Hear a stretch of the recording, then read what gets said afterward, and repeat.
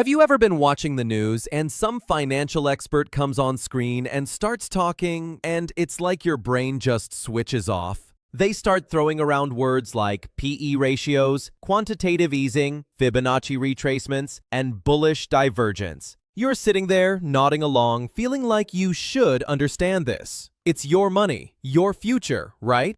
But if you're honest, it sounds like they're speaking a different language. It's that same feeling you got as a kid sitting at the Thanksgiving table, listening to the adults talk about politics or mortgages. You're there, but you're not really in the conversation. Well, what if I told you that confusion is intentional? What if all that intimidating jargon isn't necessary complexity? It's a feature, not a bug. It's an invisible wall built to make you feel unqualified, so you'll pay them to manage the complexity for you.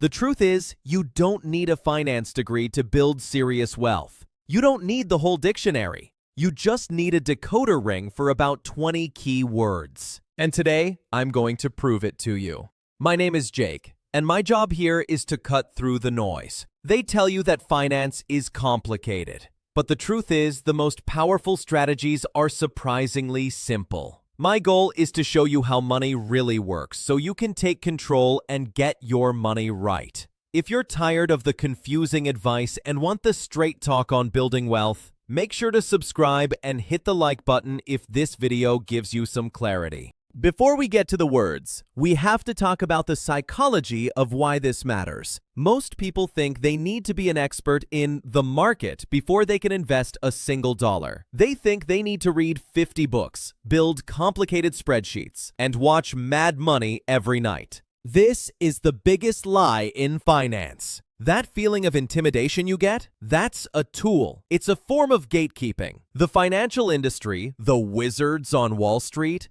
they benefit from your confusion. When you feel dumb, you feel powerless. And when you feel powerless, you're more than willing to hand over your hard-earned money and pay them fat 1 or 2% fees every single year to navigate the magic for you. Think of it this way. They've handed you a 1,000-page spellbook, written in a dead language, full of complex incantations. They want you to think you need to memorize the whole book just to turn on a light. But here's the truth. The most powerful spell in the entire book, the one that actually builds 99% of all wealth, is on page 1. It's dead simple. And they're really hoping you don't notice. All that other stuff, it's just noise for day traders and people paid to sound smart on TV. It's not for you, the long-term investor. You just need the basics. You just need to break the spell. So in this video, I'm not giving you a dictionary. I'm giving you the 20-word decoder ring. These are the only terms you actually need to understand 80% of what matters. These are the words that bust through the jargon, break the spell of intimidation,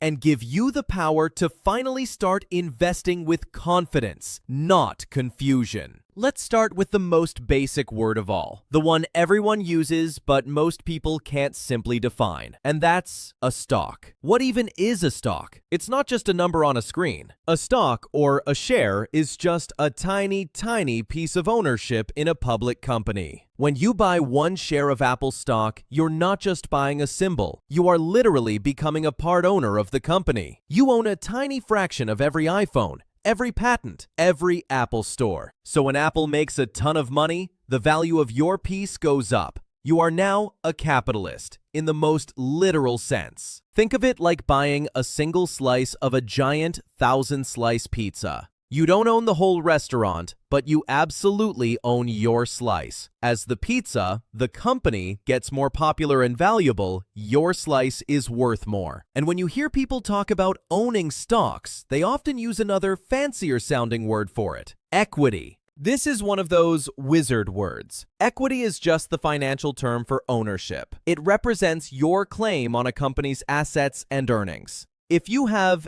equity in your house, it's the part you actually own, not the part the bank owns. In the stock market, equities is just a plural word for stocks. When you hear a news anchor say investors are moving money into equities, they're just saying people are buying stocks. They use the fancy word to sound smart. You now know the translation. Equity is the you part of the equation. If your car is worth $10,000, but you still owe $3,000 on it, your equity is $7,000. It's your piece of the pie. Now, stocks are the most famous thing to buy, but they have a safer, more boring cousin that's just as important, and that is a bond. A bond is basically the opposite of a stock. With a stock, you're an owner. With a bond, you're a lender. You are loaning your money to a company or a government for a set period of time. And in return, they promise to pay you interest and then give you your original money back. When you buy a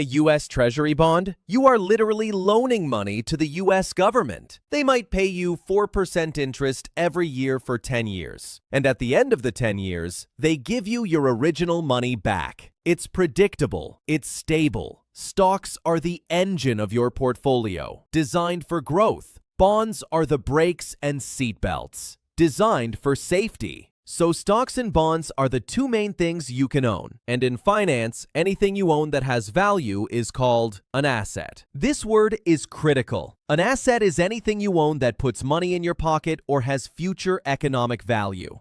Your stocks are an asset. Your bonds are an asset. Your house, or at least the equity in it, is an asset. Your savings account is an asset. The entire goal of investing is brutally simple: to accumulate as many assets as possible. Why? Because assets are like your employees. They are little workers that you send out into the world to work for you 24/7 to make you more money, even while you're sleeping. But to understand assets, you must understand its evil twin, a liability. This is the other side of the coin. A liability is anything you owe. It's something that takes money out of your pocket, month after month. Your credit card debt? That's a massive liability. Your car loan? A liability. Your student loans? A liability. The harsh truth is that most people in the world spend their entire lives accumulating liabilities. They get a new car loan. They rack up credit card debt. They're hiring more and more demanding bosses who take money from them. The wealthy do the opposite. They focus all their energy on accumulating assets. Your financial health is a direct result of the score: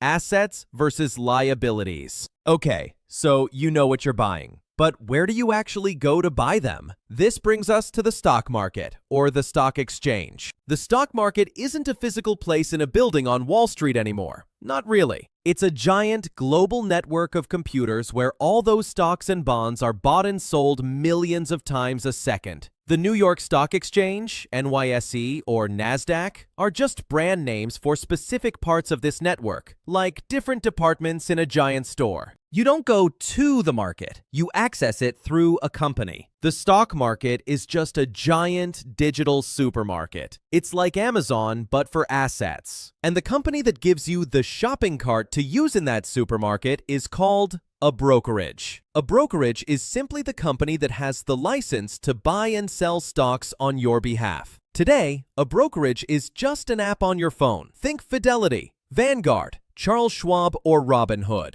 You open an account, you put your money in their app, and they handle the transaction at the supermarket, the exchange, for you, usually for free. A brokerage is your Amazon account for investing. It holds your money, tracks all your purchases, which we call a portfolio, and lets you buy and sell with a click. So you're in the supermarket with your shopping cart. Now you need to understand the mood of the store. This is where you hear those animal names, starting with a bull market. This is a really simple one. A bull market is just a long period of time when stock prices are generally going up. People are confident, companies are making money, the economy is growing, and everyone feels like a financial genius. This is when your friends who bought some random stocks start bragging about their gains at brunch. It's the good times. Why a bull?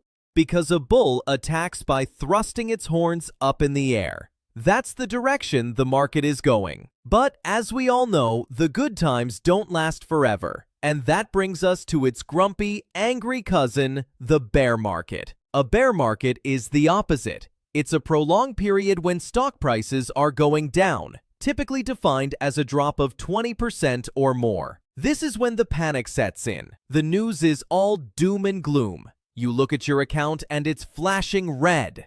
This is the 3 a.m. anxiety moment when you're tempted to sell everything and put your money under the mattress. It feels terrible. But here's the secret the wizards don't tell you. This is when the next generation of millionaires is made. This is when assets go on sale. While everyone else is panicking and selling low, wealthy investors are calmly buying up all the cheap pizza slices. Why a bear? Because a bear attacks by swiping its claws down, and the word that describes how fast the market is switching between these bull and bear moods is volatility. Volatility is just a fancy, intimidating word for how fast and how much prices are swinging up and down. High volatility means wild, unpredictable, gut-wrenching swings. Low volatility means slow, stable, boring movement. A brand new tech startup stock is going to be extremely volatile. A 100-year-old utility company that just sells electricity is going to be very low volatility. The financial news loves volatility because it creates drama and gets you to click. Your job as a long-term investor isn't to avoid volatility, but to expect it and not panic when it happens. It's just the market's heart rate. Okay, so now you know the basics. You're probably thinking, great, Jake, but there are 5,000 stocks out there. How in the world do I know which one to pick? This is the single biggest fear that keeps people on the sidelines. And the answer is the most important, most powerful concept in all of modern investing: the index fund. This is it. This is the ultimate decoder ring. An index fund is a single fund, a single basket that you can buy with one click, which automatically holds hundreds or even thousands of different stocks. It's not trying to pick the winners. It's designed to mirror a whole section of the market. The most famous one is the S&P 500 Index Fund. The S&P 500 is just a list of the 500 largest, most profitable companies in America. When you buy one share of an S&P 500 Index Fund, you instantly own a tiny piece of all 500 of them. You get a piece of Apple, a piece of Microsoft, a piece of Amazon, a piece of Google. All of them in one purchase. You are no longer guessing which pizza slice will be the best. You are buying a tiny sliver of every pizza in the shop. An index fund is the easy button for investing. It's like buying a top 500 hits album instead of trying to guess which individual song will be a hit. Warren Buffett himself has said this is the single best investment for 99% of people.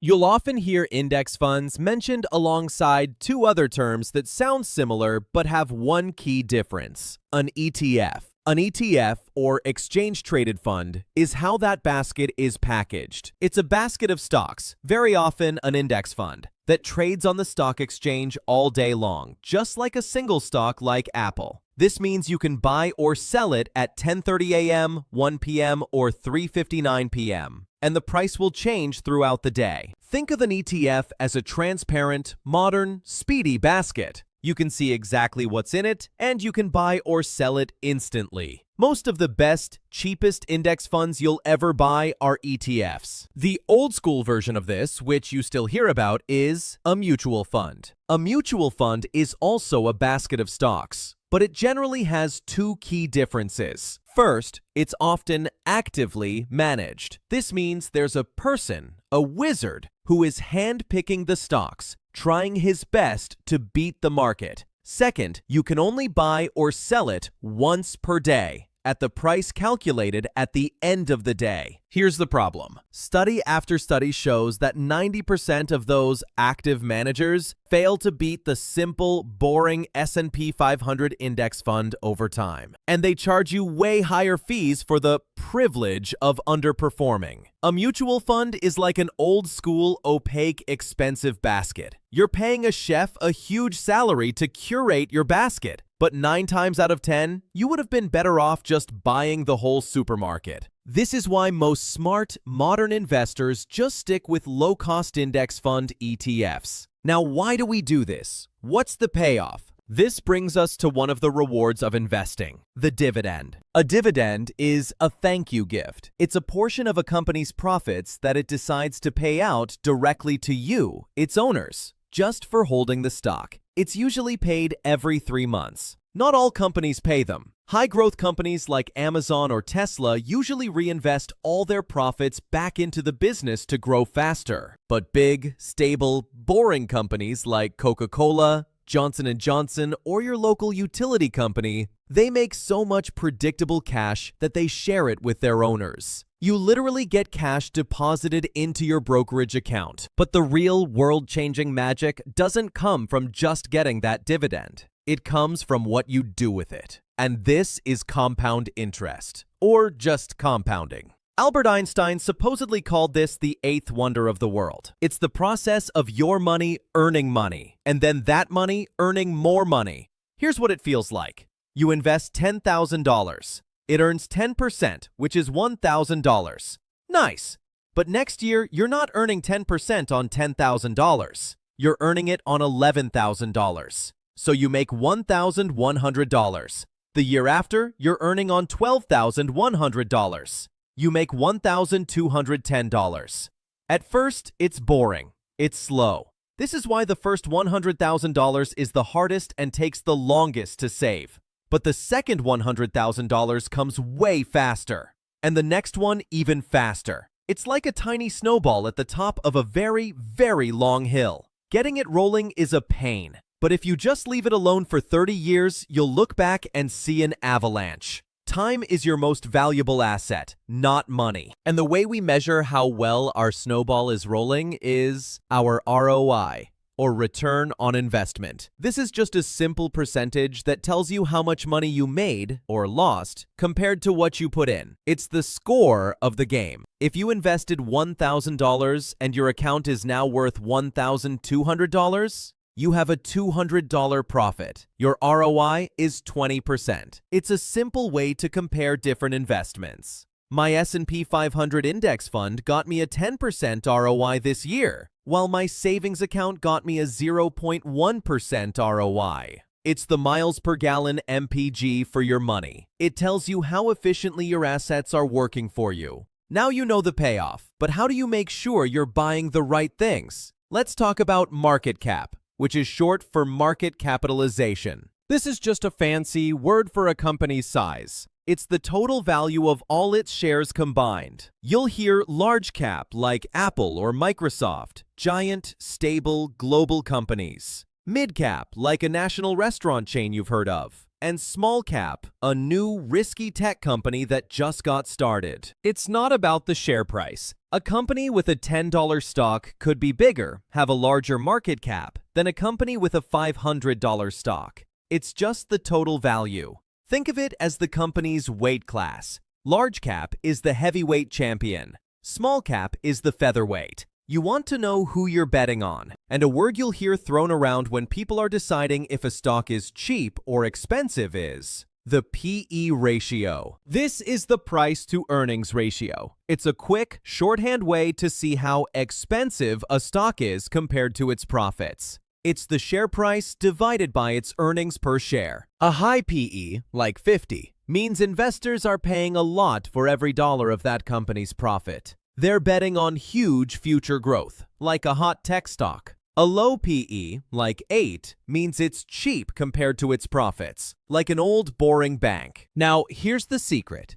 You don't need to worry about this if you just buy an index fund. The fund automatically buys all of them, the high and the low, and averages it all out. I'm just teaching you the words so you can nod along at the party and know what they're talking about. And that brings us to the two most important strategic words in all of finance. Starting with diversification. This is the golden rule. It is the single most important concept for not losing your shirt. Diversification is the financial term for don't put all your eggs in one basket. If you put your entire life savings into one company and it goes bankrupt, you are 100% broke. You lose everything. If you spread your money across 500 companies with an S&P 500 index fund and one of them goes bankrupt, you barely even notice. The other 499 carry the weight. Diversification is building an ark, not a canoe. You want a portfolio that is designed to weather any storm,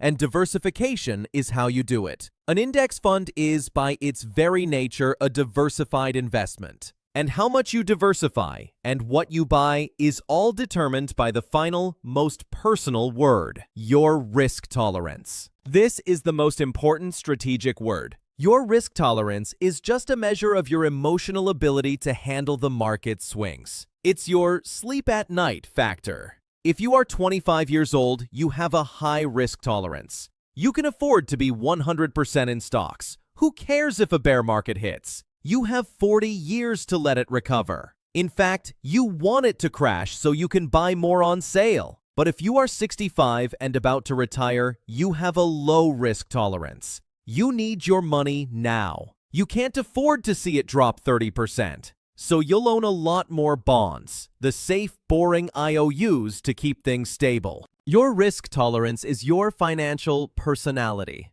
There is no right answer, but you must be honest with yourself about it or you will panic and sell at the worst possible time. It's the key to all your strategies. So, there you have it. That's the decoder ring. Stock, bond, index fund, diversification, compounding. It's not magic, and it's not nearly as complicated as the wizards want you to believe. Real financial success isn't about knowing all the spells in the book. It's about knowing the handful that actually build wealth, and then having the discipline to ignore all the noise. Now, is it easy? No. It still takes patience. It still takes consistency. You still have to fight that voice in your head that tells you you're not smart enough or that it's too late to start. But the choice to start is 100% yours. The choice to believe in your own ability to do this is yours. If this video helped break the spell, if it gave you some clarity, prove it to your future self by hitting that subscribe button. I'll see you in the next one.